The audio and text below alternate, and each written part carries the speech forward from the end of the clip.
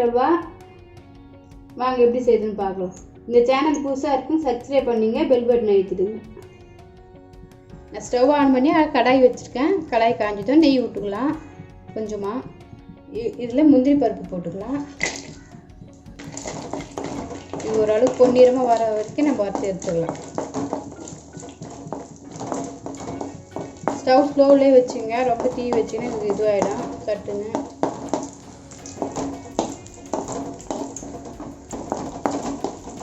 வறுபட்டுடுச்சு, எடுத்துடலாம். ஒரு 1/2 kilo carrot எடுத்து வச்சுருக்கேன். நல்லா சிறுவாக திருவி இந்த நெய்யிலே நம்ம போட்டு வறுத்து எடுத்துக்கலாம். இந்த நெய்யில் போட்டுக்கலாம்.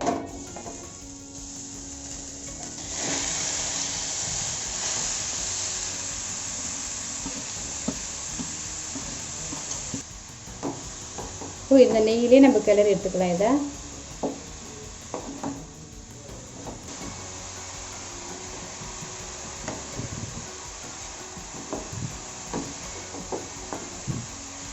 நல்லா தேங்காய் சீவுறது இருந்தால் சீவி நல்லா எடுத்து வச்சுங்க. இந்த மாதிரியே எடுத்து வச்சு சீவி இது பண்ணுங்க.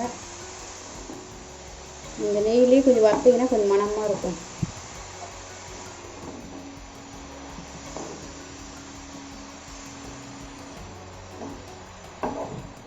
இந்த பக்கம் 4 பக்கமாக நல்லா கிளறி விட்டிங்கன்னா அது லைட்டாக வதங்கிடும்.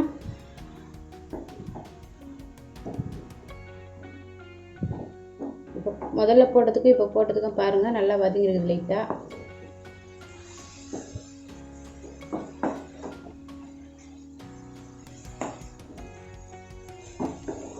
இப்போ இது நல்லா வதங்கிடுச்சு. ஒரு 5 நிமிஷம் நல்லா கைவிடாமல் நல்லா வதக்குங்க. நெய்யிலே வதக்கிட்டீங்க, கொஞ்சம் வாசனையாக இருக்கும். பாருங்கள், ஓரளவுக்கு வதங்கி வந்துடுச்சு. இப்போ இந்த ஸ்டேஜில் நம்ம கொஞ்சம் பசும்பால் ஊற்றிக்கலாம்.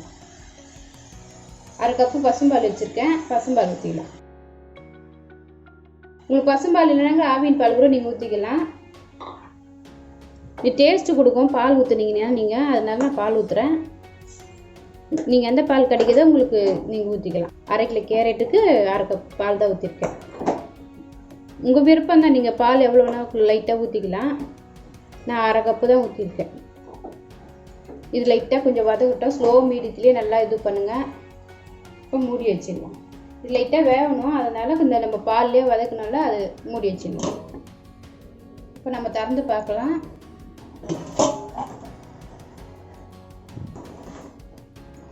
பாருங்கள், பால் நல்லா இதுவாகிடுச்சு, சுண்டிடுச்சு.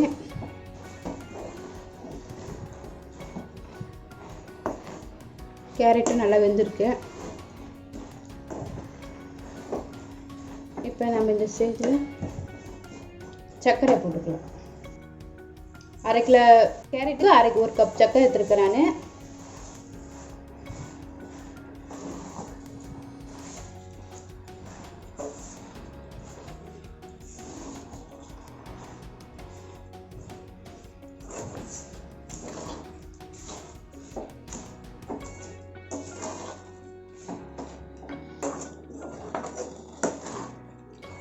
நல்லா உருவி வருது.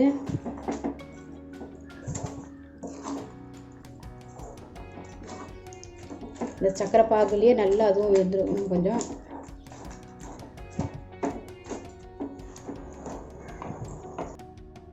ஓரளவுக்கு நல்லா இதுவாகிடுச்சு. நல்லா சக்கரை பாகு நல்லா சுண்டிடுச்சு. இப்போ இந்த ஸ்டேஜில் நம்ம நெய் ஊற்றிக்கலாம்.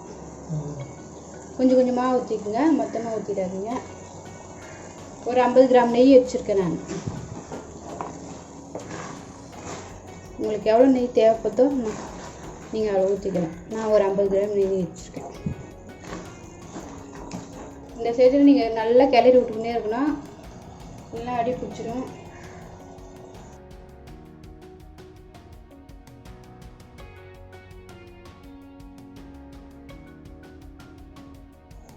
முந்திரி பருப்பு போட்டுக்கோ.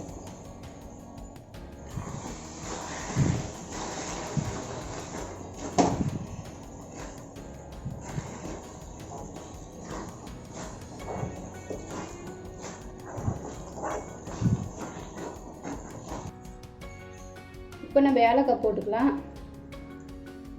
இது நல்லா கிளறி விட்டுருங்க. லாஸ்ட்டாக கொஞ்சம் நெய் ஊற்றிக்கலாம். மீடியமான இதில் வச்சு கிளறுங்க. நல்லா வந்துடுச்சு. இப்போ இது ரெடி ஆகிடுச்சு. இது கேரட் அல்வா பாருங்கள், கடையெல்லாம் நல்லா ஒட்டலை, நல்லா வந்திருக்கு. இப்போ ரெடி ஆகிடுச்சு. இது ஆஃப் பண்ணி நீங்களே செஞ்சு பாருங்கள், எப்படி இருக்குன்னு சொல்லுங்கள்.